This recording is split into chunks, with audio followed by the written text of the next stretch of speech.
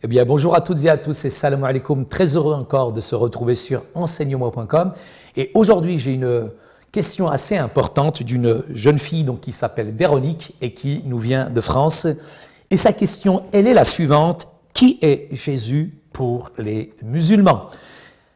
Très chère Véronique, il est important et essentiel, en tout cas pour toi, comme pour tous ceux qui nous regardent, de considérer d'abord Jésus dans son entité. Yassoua al-Masih, c'est un sémite, c'est un oriental.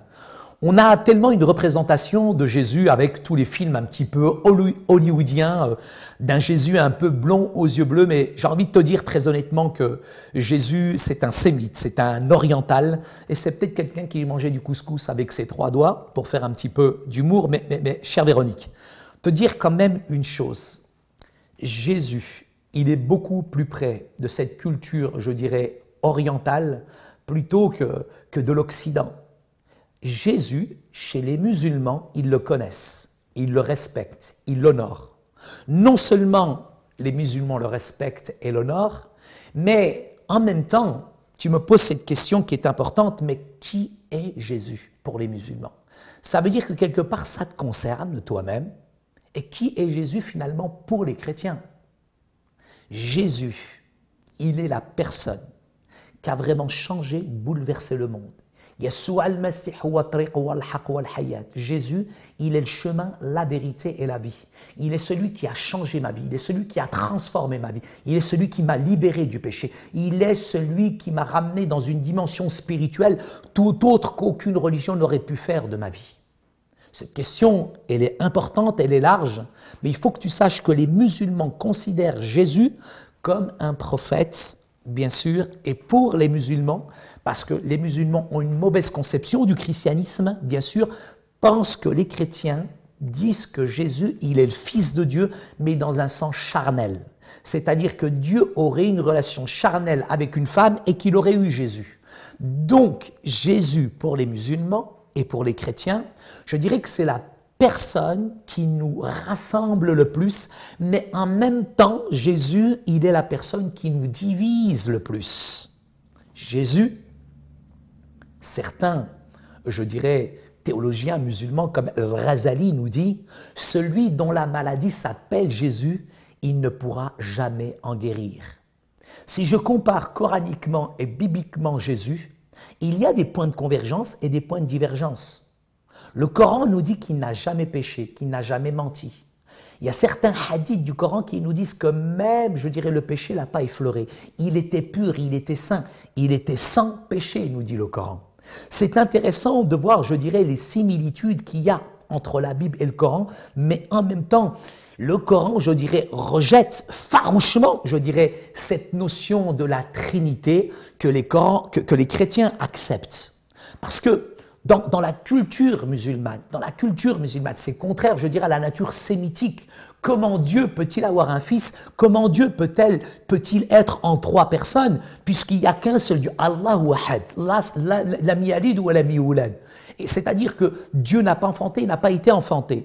Mais il est important d'expliquer aux musulmans justement que, bien sûr, ce n'est pas un engendrement qui est charnel, mais c'est un engendrement qui est spirituel. C'est là où finalement cette question de la Trinité, qui est plutôt une triade dans le Coran, puisque la Trinité coranique et biblique sont diamétralement opposées, la Trinité coranique, c'est Dieu, Marie et Jésus. Alors que notre Sainte Trinité, je ressemble plus à une Trinité, Dieu en 3 personnes. Il est le Père, le Fils et le Saint-Esprit. Jésus nous dit dans sa parole, baptisez-le au nom du Père, du Fils et du Saint-Esprit. Celui qui a vu le Père, c'est Jésus qui l'a dit, a vu moi-même. Et donc dans cette dimension spirituelle, il n'y a qu'un seul Dieu, nous croyons qu'un seul Dieu en tant que chrétien, mais qui s'est manifesté en 3 personnes. Comme toi, Véronique, bien sûr, tu es corps, âme et esprit, il n'y a qu'une seule personne en face de moi, mais en même temps, il y a quand même 3 personnes distinctes. Donc simplement te dire, chère Véronique, qui est Jésus pour les musulmans? Il faut se rendre compte que pour les musulmans, Jésus n'est qu'un prophète, il n'est pas le Fils de Dieu. Donc ça, je dirais que c'est le premier point de divergence. Mais il nous faut l'expliquer, il nous faut argumenter avec amour, avec force, avec conviction, en expliquant à nos amis, à notre prochain musulman, que c'est vrai que pour eux, Jésus n'est pas le Fils de Dieu, mais c'est pas comme il le comprend, c'est pas comme il l'entend, le ramener véritablement dans ce que Dieu dit dans sa parole. Jésus est bien plus que le Fils de Dieu. Il est aussi le Sauveur du monde. Il est celui qui est venu sur cette terre. Il a pris nos péchés. Le Coran nous dit qu'il n'a jamais péché, qu'il n'a jamais menti, qu'il n'a jamais triché. Alors que nous étions morts, Christ est mort pour nous, nous dit la Bible, la parole de Dieu. Quand Adam et Ève ont péché, Dieu les a recouverts de la peau d'un animal, symbole d'un sacrifice. Quand le peuple devait sortir du pays d'Égypte, Dieu, pour les préserver, leur a dit « Vous mettrez du sang sur les linteaux ». Le sang représente la vie. Et si on regarde le texte d'Ésaïe 53, cet agneau sans tache, qui est venu, qui a été torturé, frappé, roué de coups, qui est mort pour nous, il y a 2000 ans, il y a à peine 2000 ans, un homme, Jean le Baptiste, le plus grand des prophètes, l'un des plus grands des prophètes, Jean le Baptiste, quand il va voir Jésus, il dira à Jésus, « Voici l'agneau de Dieu qui ôte le péché du monde. » Jésus est venu pour te libérer de tes péchés, ton orgueil, ta méchanceté, ta dureté de cœur. Tu peux tout faire pour atteindre le ciel. En tant que religieux, jamais tu atteindras le ciel. Pourquoi? Parce que la religion regarde finalement aux œuvres, mais la foi, elle regarde à Jésus. La religion blanchit la surface, mais la puissance de l'évangile, Véronique, transforme l'intérieur du cœur. La religion, quelle que soit la religion, les plus belles religions vont prendre l'individu, vont le laisser tel qu'il est. Mais quand Jésus, Yahshua al-Masih, qui est esprit et vie, l'agneau de Dieu, quand il vient dans un cœur, il fait toi ce que tu dois être. Qui est Jésus pour les musulmans?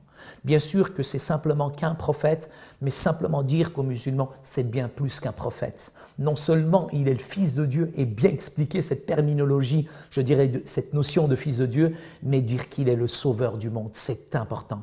Il est venu alors qu'il y a un gouffre, il y a un fossé entre nous et Dieu. Dieu qui est saint ne peut pas être atteint, mais Dieu a pourvu à l'agneau qui est sans tache, à l'agneau qui est parfait. Jésus, il est venu afin qu'on ait la vie et qu'on ait la vie en abondance. Et ces amis musulmans, c'est clair, qui t'ont peut-être posé cette question, mais Jésus, pour nous, il n'est pas le Fils de Dieu. Sache une chose, Véronique, c'est qu'il est bien plus que le Fils de Dieu. Il est le Sauveur du monde, il est le Messie. En arabe, le mot Messie, ça veut dire Msah, c'est celui qui efface. Mais le mot Messie en arabe aussi veut dire celui qui est oint. Jésus, il a été oint pour te libérer, pour te transformer, pour te guérir et pour te donner la vie éternelle. Jésus est venu aussi pour donner la vie éternelle à nos amis musulmans. Que Dieu te bénisse, Véronique, et sois béni, je dirais, dans le partage de l'Évangile. Je suis convaincu que Dieu t'accompagnera. Jésus, il est la lumière du monde. Wa nur al-alam wa khabz al-hayat. Rabbi ibarkum. Shukran illa liqa. Si vous aussi vous avez une question biblique sans réponse, envoyez-la nous par email à pasteurj'ainequestion@enseigne-moi.com.